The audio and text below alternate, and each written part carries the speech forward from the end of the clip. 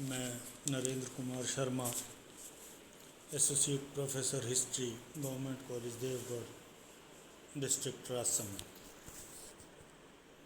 प्रिय छात्रों, BA second year के इतिहास विषय के सेकंड पेपर आधुनिक भारत का इतिहास के एक महत्वपूर्ण विषय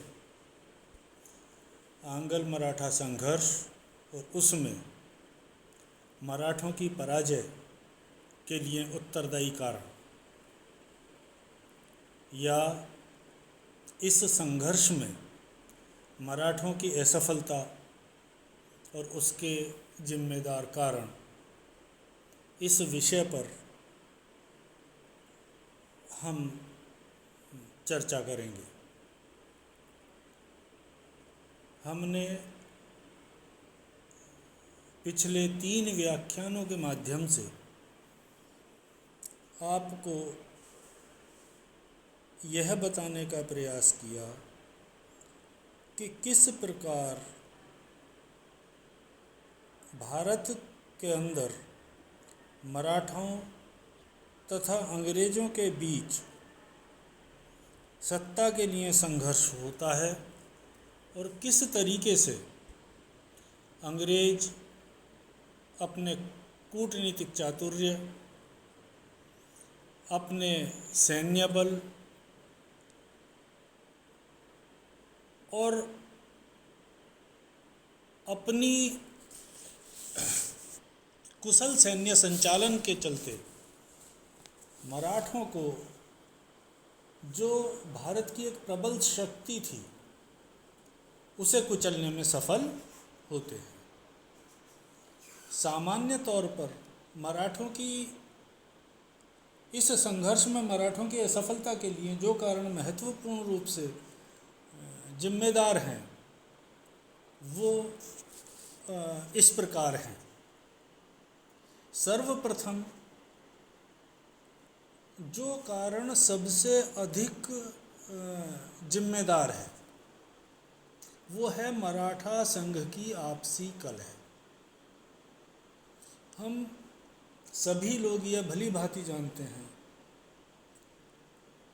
कि मराठा संघ में पेशवा हैं, गायकवाड़ हैं, होलकर हैं, भोसले हैं, सिंधिया हैं और एक से एक जाबाज सेनापति है, एक से एक योग्य और बहादुर और कुशल सेना नायक है। किंतु इतना होने के उपरांत भी वो अंग्रेज़ों की लिमिटेड शक्ति से पराजित होते हैं। तो इस पराजय के लिए उनका जो आपसी परस्पर ईर्ष्या और द्वेष और कलह का जो वातावरण है वो सर्वाधिक जिम्मेदार है।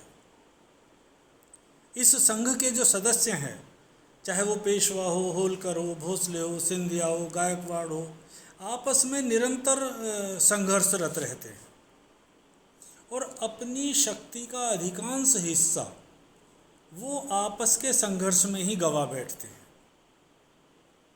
आपसी ईर्ष्या, द्वेष और झगड़ने के कारण अंग्रेज़ों की संगठित शक्ति को ये आपसी मामलों में हस्तक्षेप करने का अवसर प्रदान करते हैं। अंतिम पेशवा बाजीराव द्वितीय पर अपना प्रभाव जमाने के उद्देश्य से सिंधिया और होलकर में भी संघर्ष चल पड़ा। परिणाम स्वरूप जो मराठा पॉलिटिक्स थी उसमें अंग्रेजों को हस्तक्षेप करने का अवसर प्राप्त हो गया। आपसी मतभेद के चलते ही दूसरे मराठा युद्ध में सिंधिया और भोसले के आमंत्रित करने पर भी होलकर ने उनका साथ नहीं दिया और जानबूझकर वह तटस्थ रहकर तमाशा देखता रहा और अगले वर्ष ही उसे अपनी इस तटस्थता का फल भोगना पड़ा। अगले साल ही उसे अंग्रेजों के साथ संघर्ष में जाना पड़ा। अंग्रेज राजनीतिज्ञों ने स्वयं यह माना था कि यह सर्वमान्य बात है और उचित कारण भी है कि मराठों के आपसी झगड़ों के सिवाय अन्य कोई भी चीज़ उनको नष्ट नहीं कर सकती। हिंदुस्तान की अन्य शक्तियों का यह सौभाग्य है कि मराठा सरदार आपस में एक दूसरे से लाभ उठाने को सदैव तत्पर रहते हैं। तो ये जो संघर्ष की भावना थी आपस की, उसने मराठों को पराजय में बड़ी भूमिका अदा की। उसी तरीके से जो मराठों की खराब आर्थिक दशा है, उसने भी मराठों की पराजय में महती भूमिका निभाई। मराठों की आय और व्यय, इसके साधन लगातार अस्त व्यस्त हो रहे थे। जो राजस्व का ढांचा था वो भी सुव्यवस्थित नहीं था। राज्य की आय का अनुमान लगाना मुश्किल था। उनके पास कोई ऐसा उपजाऊ क्षेत्र नहीं था जिस पर वो अधिक भूमि कर लगा सकते। परिणाम स्वरूप कमज़ोर आर्थिक दशा ने मराठों की जो मुश्किलें हैं और बढ़ा।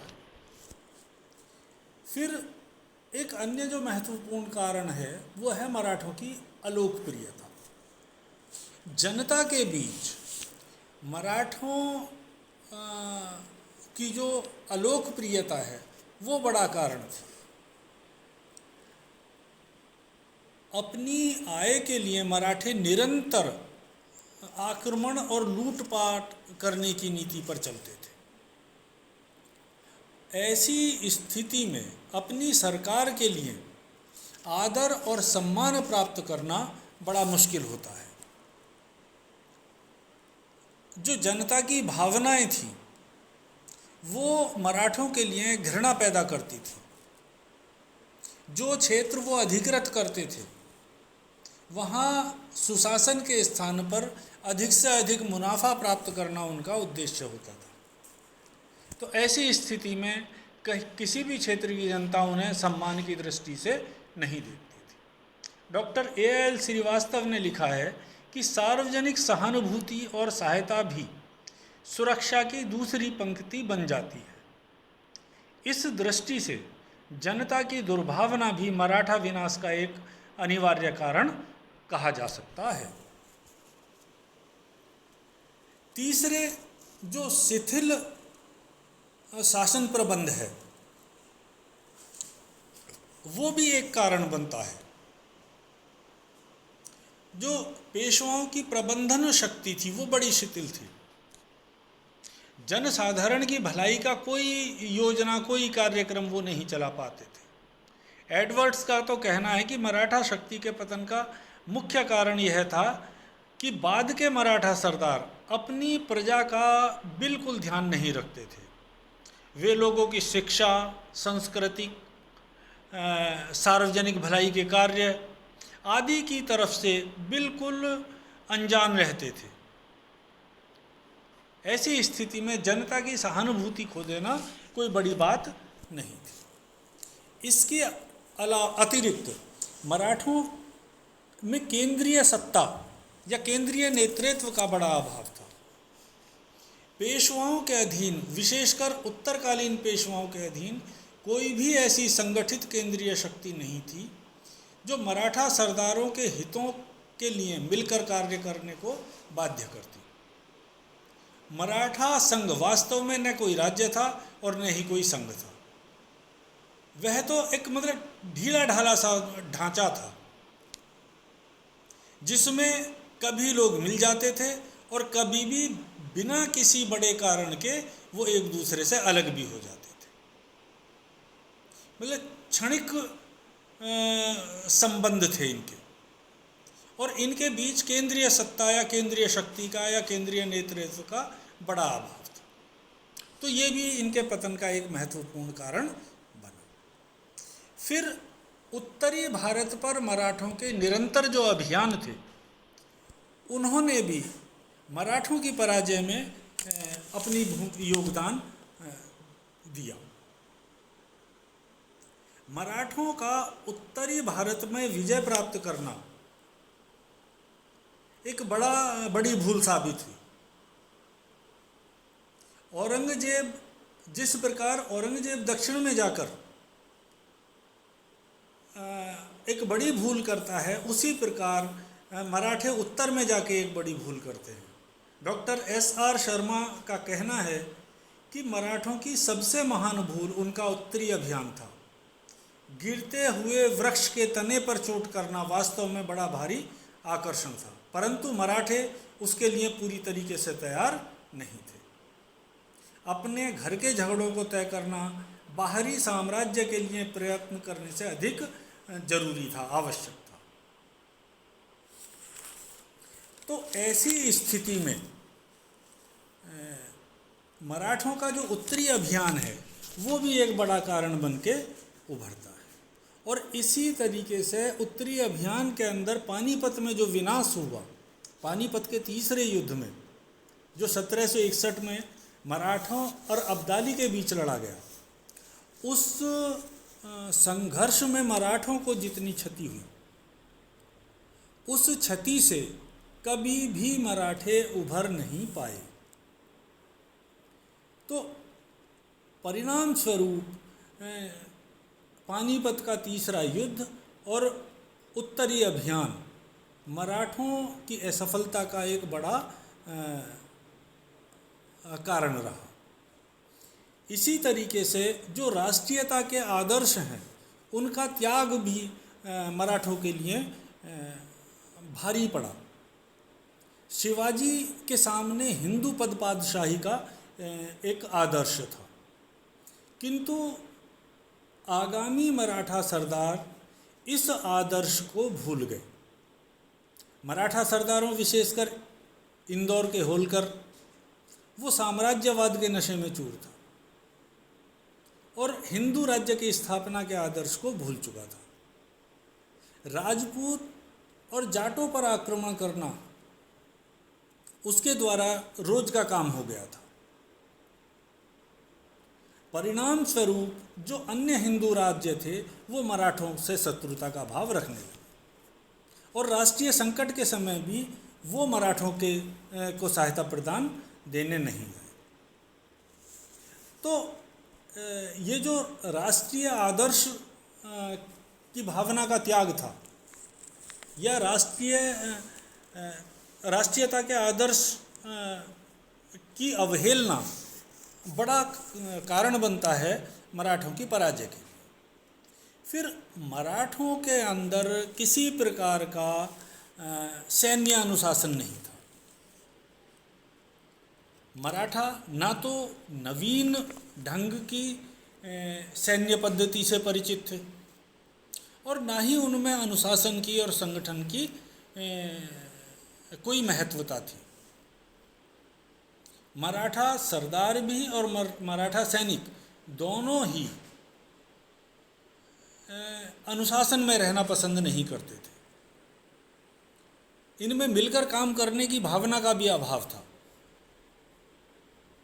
ये लोग बिल्कुल इसी तरीके से काम करते थे जैसे अपनी ढपली अपना राग। तो ऐसी स्थिति में किसी भी अभियान में सफलता प्राप्त करना किसी के लिए भी लगभग असंभव होता था। फिर क्या है, जो मराठा शक्ति थी उसमें नैतिक बल भी लगभग समाप्त हो चुका था। अब मराठों का जो नैतिक आचरण था वो पतनोन्मुख था। परिणाम स्वरूप मराठे अपने आदर्शों से हटते चले गए और पतन के गर्त में समा गए। नाना फडणवीस जैसा कुशल कूटनीतिज्ञ भी अपने स्वार्थ की नीति में अंधा था। हालांकि वो योग्य था, लेकिन योग्यता के साथ साथ जो उसके चारित्रिक दोष थे, घमंडी, दुराग्रही और सत्ता की भूख, इसने बड़ी महत्वपूर्ण भूमिका निभाई मराठों की असफलता के लिए। अगर रघुनाथ राव के साथ वो अत्यधिक कठोर व्यवहार नहीं करता तो निश्चित रूप से राघोबा अंग्रेजों की शरण में नहीं जाता। उसने अपना निरंकुश शासन पूना में स्थापित करने के लिए महादजी सिंधिया जैसे लोगों को भी असंतोष से भर दिया। Doctor MS. जैन का मानना है कि वास्तव में मराठा संघ की असफलता का उत्तरदायित्व नाना फडणवीस की नीतियों पर है। नाना का लक्ष्य केवल दक्षिण भारत तक सीमित था। उसके लिए निजाम, टीपू यही मुख्य शत्रु थे। 1790 में अंग्रेजों का साथ देकर उसने टीपू की शक्ति को कुचल दिया था। उसने अंग्रेजों के साथ 1796-98 में संधि का प्रस्ताव किया और विभिन्न मराठा नेताओं को एक दूसरे से अलग करके समाप्त कर दिया। तो डॉक्टर एम.एस. जैन का जो कथन है वो सत्य के काफ़ी नज़दीक है। नाना की स्वार्थपरक नीति मराठों के पतन के लिए या मराठों की असफलता के लिए महत्वपूर्ण रूप से जिम्मेदार रही है। फिर इसके साथ ये बात भी एकदम सही है कि कूटनीति के क्षेत्र में मराठे अंग्रेज़ों का मुकाबला नहीं कर पा रहे थे। युद्ध से पहले ही अंग्रेज़ों को इस बात का पूरा ज्ञान होता था कि मराठों के पास कितनी सेना है, उनके मार्ग में कौन सी नदी आएंगी, उनके मार्ग में कौन से पुल आएंगे, किस प्रकार की जलवायु होगी और किस प्रकार से उन्हें रोका जा सकता है। वो लगातार इस बात पर ध्यान केंद्रित रखते थे कि किस व्यक्ति को मराठा सेना से तोड़ा जा सकता है, अपनी तरफ मिलाया जा सकता है। तो ये सारी चीज़ों का ज्ञान रखना या कूटनीतिक कौशल का जो अभाव था मराठों में, वो कूट कूट कर भरा हुआ था और परिणाम स्वरूप मराठों की पराजय के लिए कूटनीतिक कौशल का अभाव भी एक बड़ा कारण पराजय का बनता है। फिर एक अन्य जो कारण महत्वपूर्ण रूप से जिम्मेदार है मराठों की असफलता के लिए, वो मराठों का भाग्य भी है। मराठों में अनेक वीर कुशल सेनानायक हुए, लेकिन दुर्भाग्यवश उनकी असामयिक मृत्यु भी बड़ा कारण बनता है। अंग्रेजों और मराठों के मध्य जब वास्तविक युद्ध प्रारंभ हुआ, उससे पहले ही बड़े बड़े मराठा सरदार इस संसार से चले गए और उनके जो उत्तराधिकारी थे वो निकम्मे, स्वार्थी और अयोग्य थे। 18वीं शताब्दी के अंतिम 11 वर्षों में मराठा राज्य के अधिकांश अनुभवी और योग्य व्यक्ति मृत्यु का शिकार हो चुके थे। महान न्यायाधीश राम शास्त्री जी की मृत्यु 1789 ईस्वी में हुई। महादजी सिंधिया, हरिपंत फडके 1794 में, अहिल्याबाई होलकर, पेशवा माधवराव द्वितीय 1795, तुकोजी होलकर 1797, परशुराम भाऊ पटवर्धन 1799 और नाना फडणवीस 1800 ईस्वी। तो इस प्रकार योग्य मराठा सरदारों की असामयिक मृत्यु भी मराठों की असफलता का एक बड़ा कारण बनती है। और इस प्रकार अंग्रेज मराठा संघर्ष में मराठों की पराजय होती है और उनके लिए जिन कारणों पर भी हमने चर्चा की वो कारण महत्वपूर्ण रूप से जिम्मेदार माने जा सकते हैं। धन्यवाद।